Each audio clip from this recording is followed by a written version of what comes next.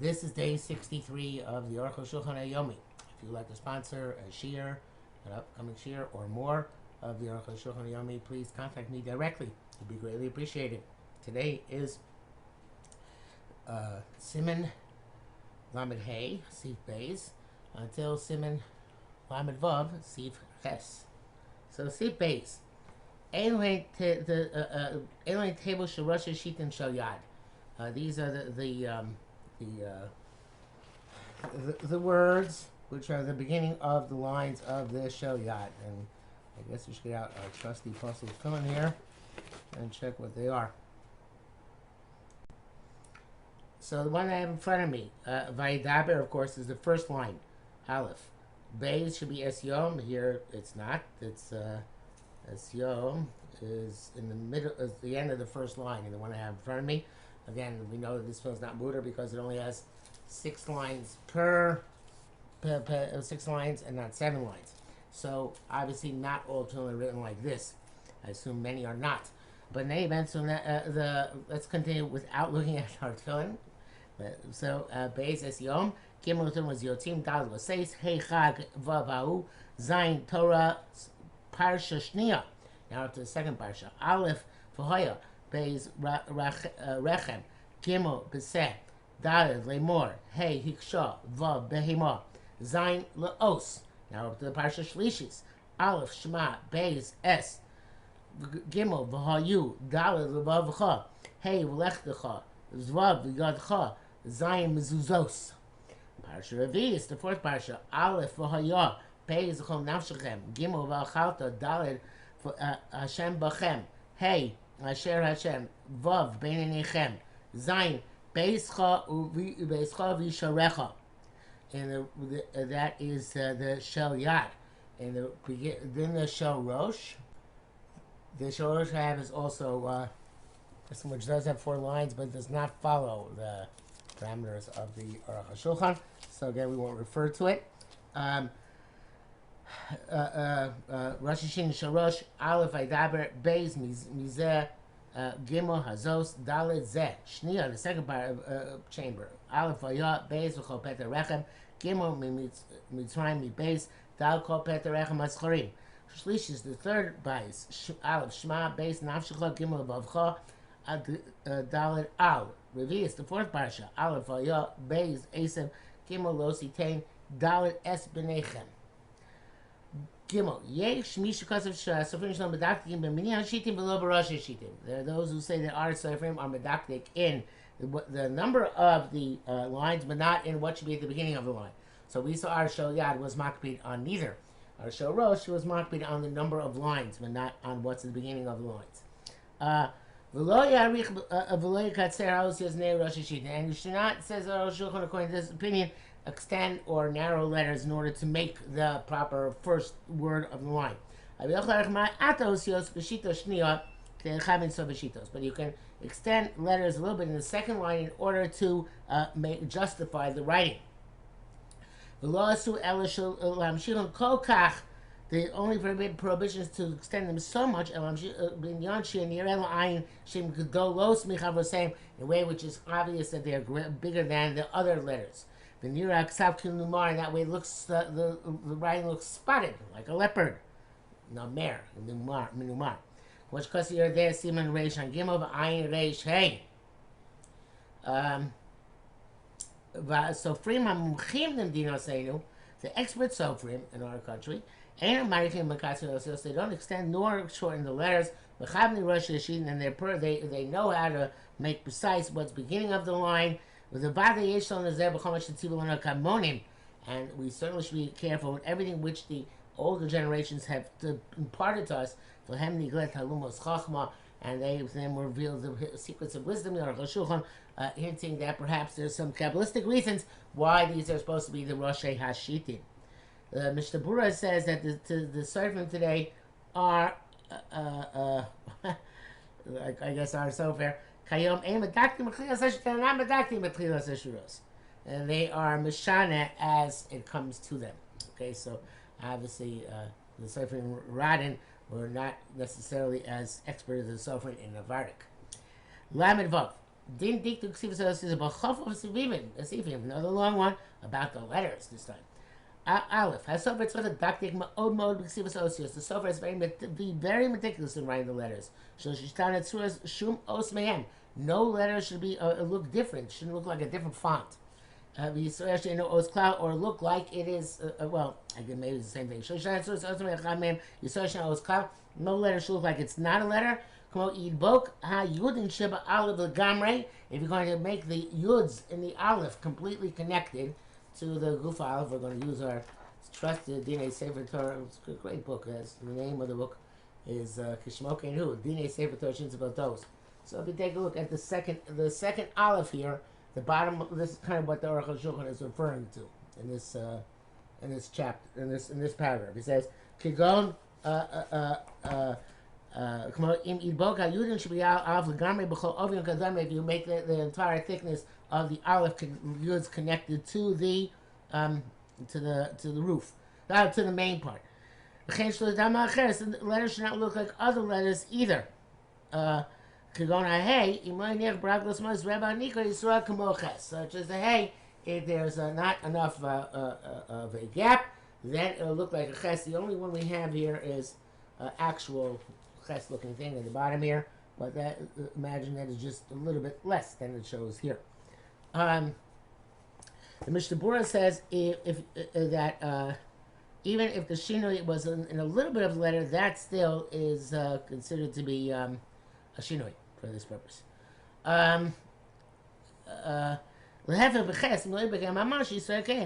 it's not literal attached to the top, it's going to look like a hey.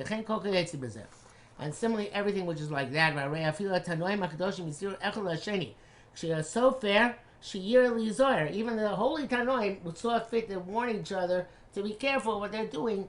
And that they, as we find, Rabbi Shmuel Hizil, Rabbi Meir, Sofer, Rabbi Shmuel cautioned Rabbi Meir, who was a Sofer of Amalo. He said,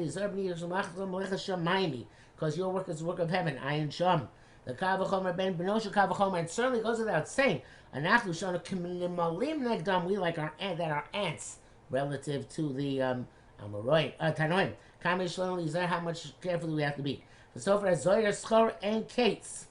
The sofer who is a careful has no, there's no end to his reward. The hefech onsho indicates in those who are not careful, there's no end to their punishment. It's kind of a little bit out of nowhere. He says here, "Ein so tzarich ein lasos os behefsek ba'emtza," and then in the Arukh HaShulchan I have it says, "Don't make it's kmo." You're not supposed to make a letter with an interruption in the middle, such as, and then it points to a base, which seems to me to be relatively perfectly formed. So I'm not sure what the original thing was, but here is a base which has a hefsek at the bottom of the page. That's probably what the Arukh HaShulchan was referring to. Base, kol os tzrichos golem echad kol ha'os. All letters have to be of one block. The entire letter, levad mehei b'kuf, obviously except for hey and kuf. That's why the dot on top of the aleph sheet can mean yud. It should be like yud, and also the dot underneath the aleph. So they should touch the main branch. V'ya yud shalav zakuf lemala. The yud on top should be zakuf lemala, meaning that proper aleph over in the corner here is one which is it's upright, has a little chupchik on the top. The Isabel Kim name my Yuchav Zakuf Lamal Mitzido. I'm not sure it's referring to the chupchik, it's referring to the it's referring to the actual yod on top, but in any event it's supposed to be rising up. The Israel says, "I became name my yud shel aleph zakuf l'mal mitzam neishmei bo v'tzofel hakodesh baruch hu shu emes." Because with that top yud we testify and gaze, so to speak, Hashem that He is true. V'yizar shayudim yigub aleph b'kutzim dakim. The yudim should touch aleph in small thorns, in other words, in very narrow lines. Chen yudim shal Hashem b'ayin b'acharei hatzadi. The yudim which are on the shin and the ayin and in the back of the tzadi. You should know gimbos, they should touch the letter. If one of them doesn't touch the letter, It's possible. For this, it doesn't help to give a kid to read. You must complete a letter in its entirety before you get another one. If not, have a shloka it's out of order. But the little chupchiks on top of the letters, they're not impediment in terms of shloka sidron. Came because since the entire letter is complete. And other letters, the entire letter should be one block, except where the leg should not touch the roof. The touches, it's possible. And some people say it's kosher, nevertheless, it's not true. That is the actual proper halacha in practice. You have seik nachon beheva kuf, and there should be a proper interruption. So that an average person will recognize that is the Heir Kuf when he's standing next to the Sefer Torah. Which says the foot of the Yud and Aleph of a tzaddik should be very meticulously linked to the neck of the tzaddik. It's not good just to have a coaxing dakin. So you'll see that the tzadi, the connection is perhaps slightly more significant than the connection of the aleph. I'm not sure, but that seems to be what the Mishnah is trying to say. The Mishnah also says that even if the leg gets severed, the yud gets severed from the aleph or the tzadi. So if a child can read it as an aleph tzaddik, then that works to overcome the problem of shluka sidron, and you can still fix the letter, which is a very significant kula. Mishnah Berurah also writes that the Bir Alocha that as long as the child as long as it's not fixed, even the child can read it, it's still possible at this point. If you found, however, in the Sefer Torah that the leg of the hay or a kuf touches the top part, and a child reads it properly, so he says he shouldn't take out another Sefer Torah because of this. It should be chiddush. In Shas Chat, if the foot of the hay touches very slightly the top of the roof of the hay, and you can't erase it, such as if it's the Shem Hashem, which you can't erase the you can't erase it because it's the Shem Hashem. And it's known that this slight touch happened after the letter was finished written properly. So he says you can include with this the opinion of the smak, who holds that you can be mako by removing that that connection, and it still won't be a problem of chak tuchos. Mishnah Berurah says that when we say a person next to the Sefer Torah has to recognize it as being a proper interruption, it's somebody who, we're talking about somebody who's next to the guy who's laning, the guy who gets down, Leah. Okay, Gimel. B'tzarech l'tayeg shatnez gates. Shin, ayin, tes, nun, zayin, gimel, tzadik. Those are the letters which have tagging. Here, I hope it's the tzadik, so you can see the crown on the left side of the tzad. The left side of the tzaddik, yeah.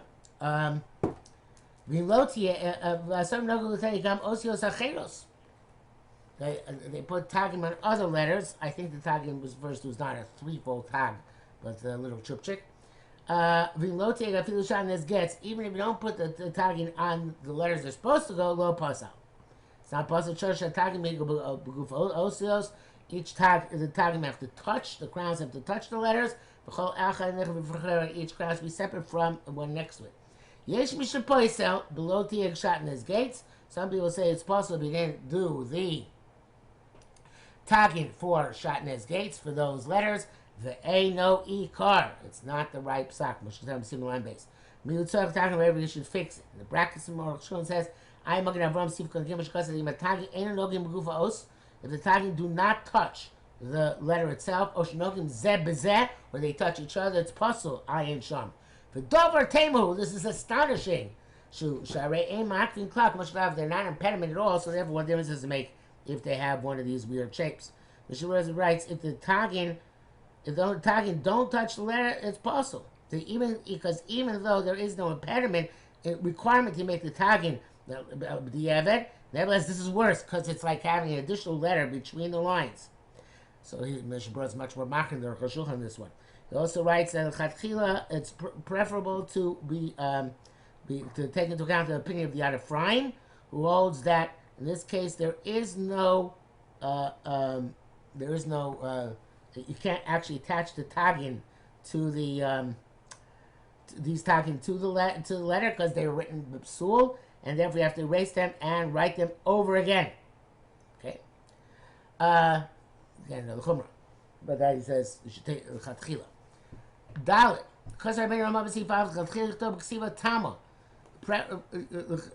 Preferably, you should write with very fine, perfect writing, so to speak. For B'tul Sharpos to do it, it's a sofrim, and it's known by the Sofrim how to do it right, not like the film which we have here, which are not written particularly nicely. This one's actually better. Actually, this Shel Rosh, if you can see, is actually better written than this Shel Yad. The Shel Yad is much less nice than the Shel Rosh. We're not sure the Shel Yad is kosher, but it's not. It's written with less meticulousness than the Shel Rosh. They're both not great. That's the truth. Okay. So Kavur Batur Shar Poskim, we do it so seven so no, I'll do it even Shir Batur Saksav in a puzzle. If the Sav doesn't look like it's precise, it's not possible. Akal Shono. What does he mean to say? The correct Ksiva Tama, that what you call Ksiva Tama, Kima Shono Kosim Siva Torah Film Zuzos. That's the proper Ksav Tam, Ksav Ashuris. And Shir Ksav Acher Kumo Kosav Velish Kosher. Velish is I don't remember what exactly Velish is,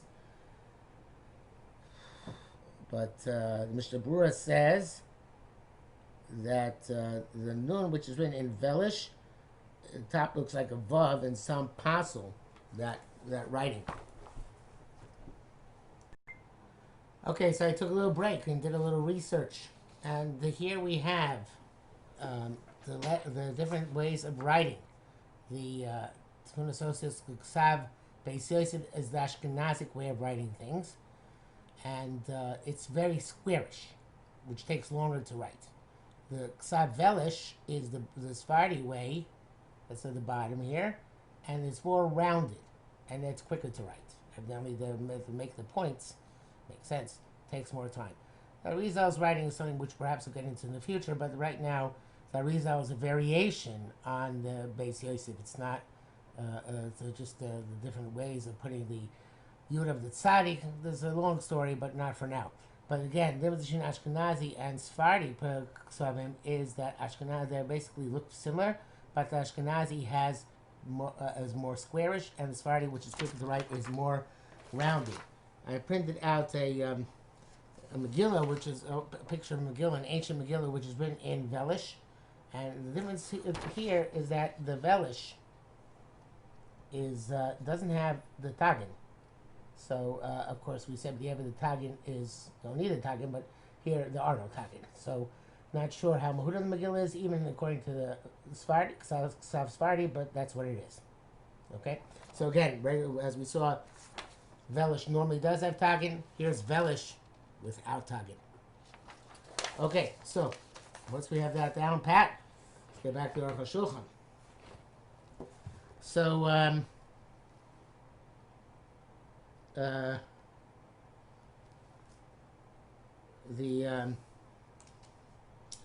we are up to in Mishim B'Ksav Achim B'Ksav Velish Kosher, and Mishnah Berurah says that the nun in Velish looks like the head looks like a vav, and let's see if that's true. To my eye, it doesn't look like that. Oh, I see what I'm saying. The nun in Velish, the top is like a vav. The nun in Ksav Beis Yosef, Ashkenazi, the top is like a zayin. Okay, see that? So that's the difference. Okay, so some people says the Mishnah Berurah apostle, the Velish vav, Velish nun, because it looks like a vav on top. Okay, it's hard to believe that they would apostle it, but I guess there are people who apostle it. So, back to Ocean, Barid Bechol, Aksav Ba'in Ksiva Tama, and any way you write it, you have to write it in the proper way. Makavil B'Yevet, and that is impediment even B'Yevet. He said, V'nochas B'Shabbos, the Ksiva Tama we create, Kshesh Lo Tzuras Os, but it has to have the form of a letter. It shouldn't look like another letter. It should be one block. The thing should look like letters. In other words, not saying Sivatama means that it'd be aesthetic. It has to be that it's actually written properly with the letters looking like letters. Hey, Rabbi saying Bali Shulchan Aruch, what letters should look like the Bali Shulchan does not talk about. Because it's known to the Soifrim. But the Tur Beis Yosef in there, more expanded works explain that. So we're also going to explain it a bit.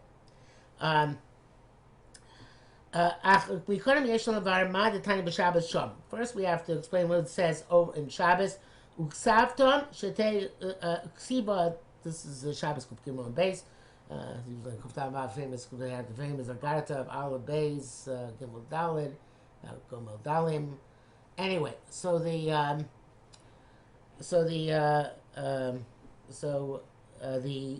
Gemara says on Kuf Gimel Beis, Shaloich up Aleph Ayin. See what time is writing Aleph is an Ayin v'chuli, a mem like a samach, a vav like a yud v'chuli, Ayin sham. V'yesh loving. So we have to understand the bish lama mem b'samach. I understand mem and samach yesh dimion zelazeh. Look, samach like each other. Elisha samach corners b'igul. A samach they have its rounded corners, and the mem sofis has chidun. The man has sharp corners. V'chein vav yud yud. The shetmun achas saying they're both the same. Shavat Arukh, but you kotzer. Well, as long as you're short. Alf, I know, sometimes don't look like each other at all.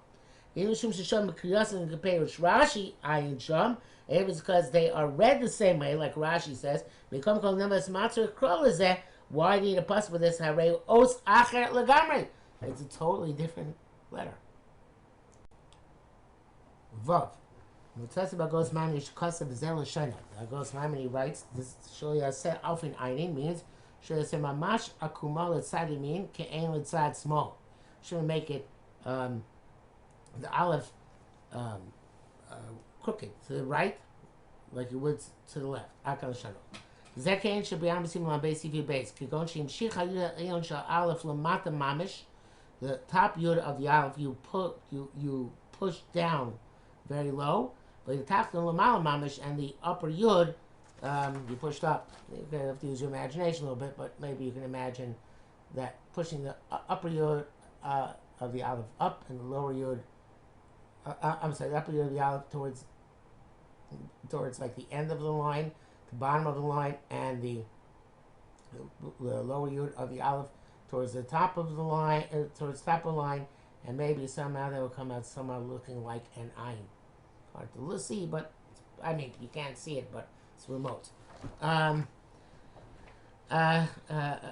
Mamshel Yuda, Mamash Yuda Tachton, Malamash, Email Ayin Ayin Sham. Avim Bemis Aleph, even though it's really an Aleph, Raknidma line, but it just looks like it's possible. The Ain't Ksiva Tama. It doesn't look, it's not the proper letter.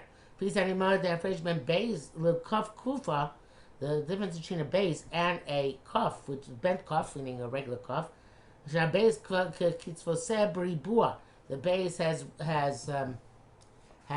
square edges, and the chaf has rounded edges. See base, chaf. And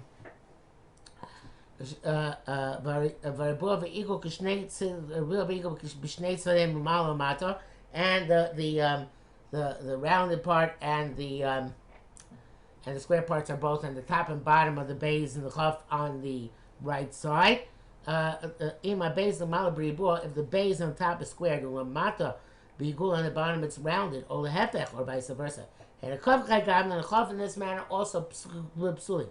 Came inside echad doim leos acher, because on one side, top or bottom, it's like another letter. Ain't ksiva tamo. It's not proper. It doesn't look like a right letter. Perhaps even a child's reading it properly is not going to help. Came so you see that on one side it doesn't have the right shape. And it's not properly written in its perfection. Mishnah Berurah writes, if on top it's rounded and the bottom is square, he says Sarach Iyam, but he says also not to be Mako. Bialacha writes that if the child reads it properly, perhaps that's enough of a reason to be Mako that it shouldn't be Shloka Sidron if you came to fix it afterwards. Back to Arukh HaShulchan. But that it should be written properly. Is even be the evident impediment. It's in the case of Shabbos, it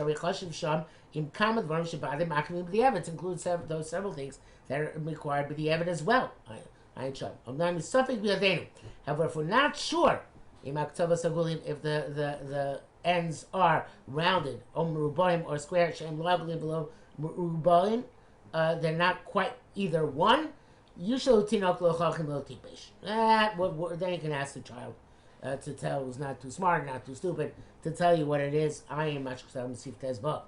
Zayin, Aleph, Tianakuda Yoina Ke'en Yud. The top point, the top part should be like a Yud.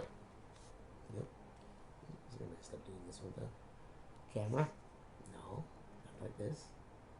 Like this. Okay. Like this. Okay, so the top part should be like a Tianakuda Yoina Yud. Oket's cotton ledge should have a little bit of a chupchik on it. The panema oket's hafuk klapi malo, and its face should be with the chupchik should be reversed. The yerech hayud davuk, and the leg of the yud should be connected a gaga goof to the roof of the main part of the body, emtzah gag, in the middle of the roof. Yes, sofa gag okum l'malam me'achor k'tzas. And the end of the roof should be a little bit crooked to backwards. And the dot below should be a pen and a half distance from the main body of the letter. Should also have a small point on the right. A small point on the right on the bottom. And the chupchik of the left of the high of the higher yud should be correspond to the chupchik of the right of the lower yud. The yeshakas is from the base Yosef Shem Baruch Shamar. Obviously, it's not Baruch Shamar. It's some base Yosef might be quoting it. The yeshakas api Arizal. Those who write according to the research should be also Yudim Tachtonim Sheb Alfin Kidal Kitana Afucha. So Ksav Arizal has it slightly differently, and like a Dalit Kitana Hafucha. Now it's not shown here, but it's shown here in the Ksav Arizal. See, it's more like a Dalit on the bottom than a Yud. That's the Graz. The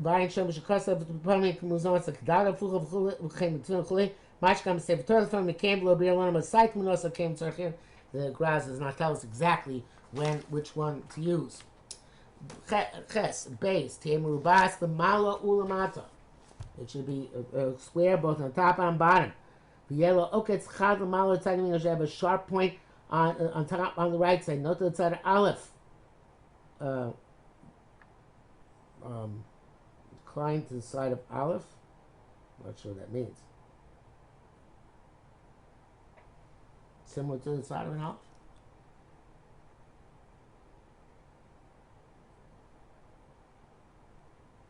I don't know what that means, but you see in the middle of the top of the base, there's little okets. I'm sorry, the right side, there's little okets. I guess if an Aleph was right next to it, that would be towards the Aleph.